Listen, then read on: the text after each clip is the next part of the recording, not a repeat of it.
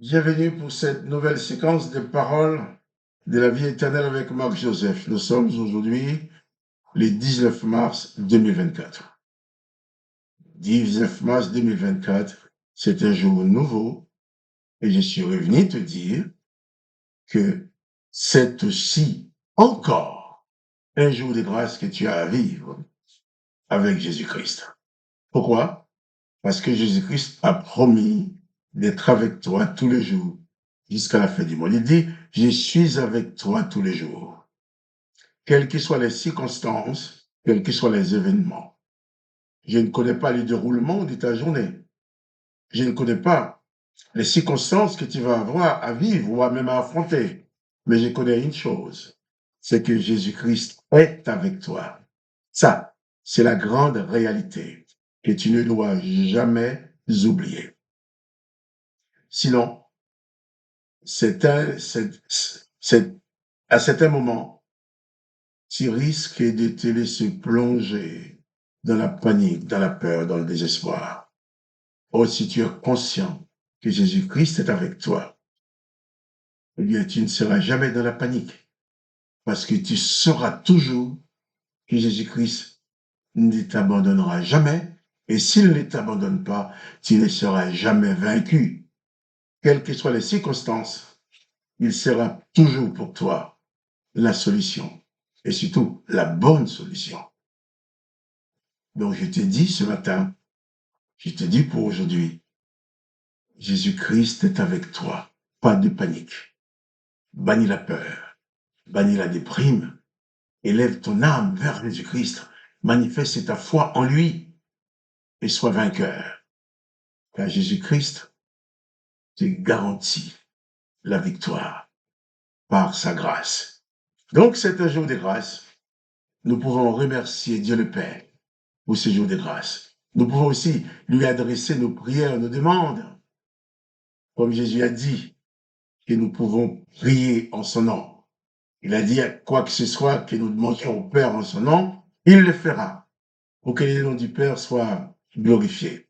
Alors je vais prier avec toi. Je ne connais pas en particulier tes besoins, mais je sais que tu as besoin de la présence de Jésus-Christ dans ta vie. Je sais que tu as besoin de son soutien. Je sais que tu as besoin de son aide. Tandis que moi, je vais prier d'une façon générale. Toi, tu vas exprimer tes réels besoins au Père, dans le nom de Jésus. Et moi, je suis en communion avec toi pour cela. Et ton esprit et mon esprit en communion, et l'esprit de Jésus-Christ aussi en communion avec nous. Prions donc ensemble. Père, dans le nom de Jésus-Christ, je viens devant toi avec mon frère, avec ma sœur, avec cet homme, cette femme qui a besoin de toi. Tu connais ces moments de détresse, les moments de découragement. Tu connais les moments difficiles qui sont là. Mais je te demande de l'aider à prendre conscience que toi aussi tu es là. Et le fait que toi, Jésus, tu es présent, tout est encore possible. Aide mon frère, aide ma sœur à comprendre cela, afin qu'il s'attache à toi, qu'elle s'attache à toi, afin qu'il reste toujours attaché à ta personne, qui est le garant de sa victoire. Alors, Père, dans le nom de Jésus, viens au secours de mon frère et de ma sœur, je te demande. S'il est malade dans son corps, qu'il soit guéri maintenant. Si elle est malade, qu'elle soit guérie maintenant. Quels que soient les problèmes qui les tourmentent, qui la tourmentent, eh bien, dans le nom de Jésus, je proclame la solution. Papa, merci. Parce que c'est toi qui fais toutes choses pour mon frère, pour ma sœur, par ta grâce. Et dans le nom du Seigneur Jésus-Christ. Amen. Amen. La présence de Jésus-Christ dans ta vie, la présence de Jésus-Christ dans ta vie, c'est la présence de l'espoir. Quand tout est sombre, on te dit c'est fini pour toi.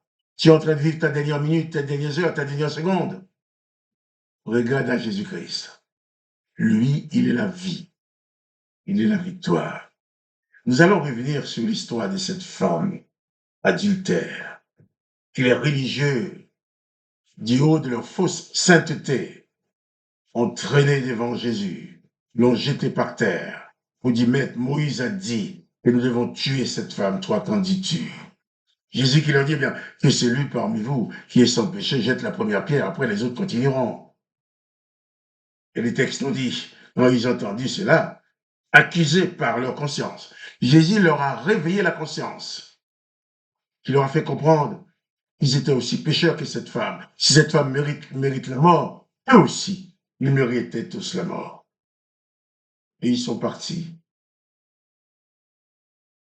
Une fois que Jésus avait fini de leur dire ça, Jésus se remis à écrire par terre. Oh là là, j'ai du mal à parler. Hein. Et verset 10, Jean 8, verset 10. Alors s'étant relevé, ne voyant que la femme, Jésus lui dit, femme, où sont ceux qui t'accusaient? Personne ne t'a-t-il condamné? Elle répondit, non, Seigneur. Et Jésus lui dit, je ne te condamne pas non plus, va et ne pêche plus. Je pense que demain matin, nous allons revenir sur ces mêmes versets. Mais je vais souligner une chose importante. Les accusateurs, étant accusés par leur propre conscience, ont renoncé à assassiner cette femme. Alors, cette femme se trouvait par terre devant Jésus. Il n'y avait plus personne. Il n'y avait plus de tueurs. Il n'y avait plus d'accusateurs. Il n'y avait plus de religieux avec leurs cailloux prêts à assassiner une femme pécheresse. Ils ont tous reconnu qu'ils étaient aussi pécheurs. Et ils sont partis. Mais qu'est-ce qui s'est passé? La femme se trouve seule avec Jésus. J'imagine le regard de Jésus sur cette femme. J'imagine aussi le regard de cette femme sur Jésus. Le regard. S'étant relevé, ne voyant que la femme. Jésus lui dit, femme, où sont ceux qui t'accusaient? Personne ne t'a-t-il condamné? Elle répondit, non, Seigneur. Et Jésus lui dit, je ne te condamne pas non plus, va et ne pêche plus. Voilà une femme qui était très consciente qu'elle était en train de vivre ces dernières minutes ou même ces dernières secondes. Mais sauf, d'un coup, elle s'est trouvée en présence de Jésus-Christ. Pour cette femme adultère, tout était fini. C'était une question de secondes pour qu'elle reçoive les coups de cailloux sur la tête jusqu'à ce que mort s'en suive. Mais une fois que Jésus a réveillé la conscience des tueurs, ils sont partis. Il y avait le regard de cette femme et le regard de Jésus. J'imagine le regard de Jésus sur cette femme, un regard de compassion, un regard de bonté, le regard de la grâce, un regard qui n'a aucune forme de condamnation. Je suis sûr que cette femme était souvent l'objet des regards des autres. Mais ce regard de Jésus, je suis sûr que cette femme ne l'oublierait jamais. Il n'oubliera jamais, elle n'oubliera jamais ce regard. Un regard qui n'était pas un regard envieux, un regard qui n'était pas un regard qui s'imaginait autre chose, mais un regard de bonté, de compassion, sans intérêt. Jésus n'attendait rien de cette femme. Et j'imagine le regard de cette femme sur Jésus. Et dire bien, enfin quelqu'un qui me regarde, sans aucun désir charnel. Enfin quelqu'un qui me regarde, sans rien désirer de moi. Le seul désir de Jésus était de sauver cette femme. Et il l'a sauvée. Femme, où sont ceux qui t'accusaient? Personne ne t'a-t-il condamné? J'imagine la femme qui regarde à gauche, à droite. Oh Seigneur, personne. Il Il n'y a personne là pour me condamner. Et Jésus va lui dire, moi non plus, je ne te condamne pas. Va et ne pêche plus. Demain matin, nous allons revenir sur ce dernier verset qui est d'une grande profondeur. Moi, je ne te condamne pas non plus, va et ne pêche plus. Je vais appuyer pour toi sur le fait que la présence de Jésus-Christ dans ta vie n'est pas une présence qui condamne, une présence qui juge, une présence qui veut profiter de toi, sous quelle forme que ce soit. La présence de Jésus dans ta vie, c'est la présence de la grâce, la présence du pardon, la présence de la bénédiction, la présence de la guérison, la présence de la victoire, la compassion, la consolation. Voilà ce qu'il y a dans le regard de Jésus sur toi. Jésus a regardé cette femme avec compassion.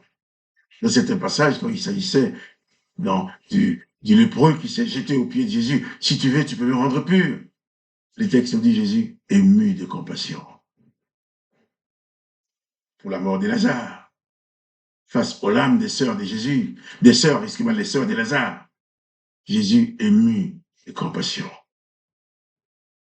Et crois-moi, tu ne vois pas Jésus physiquement, mais tu peux réaliser avec certitude qu'à chaque instant de ta vie, son regard de bonté, de compassion est sur toi et sur ta vie. Donc il ne t'abandonnera jamais. Je te dis encore dans le nom de Jésus, quelle que soit ta situation, tout est encore possible pour toi. Alors, pas de panique. Regarde à Jésus. Que ton regard puisse croiser le regard de Jésus. L'apôtre Pierre, quand devant les servantes, il avait régné Jésus. Le texte dit, et d'un coup son regard a croisé le regard de Jésus. Un regard qui ne condamne pas. Un regard d'amour, de compassion. C'est ce regard que Jésus a sur ta personne, toi personnellement. Alors, pas de panique. Jésus-Christ est avec toi, pas en tant que condamnateur, mais en tant que sauveur. Alors que le nom du Père, de Dieu le Père, soit béni. Que le nom de Dieu le Père soit glorifié. Que le nom de Jésus-Christ soit glorifié. Et toi aussi, tu sois béni. Quant à moi, Marc-Joseph, je vais persévérer à te dire, pas de panique. Jésus-Christ est avec toi. Jésus-Christ est présent. Tout est encore possible.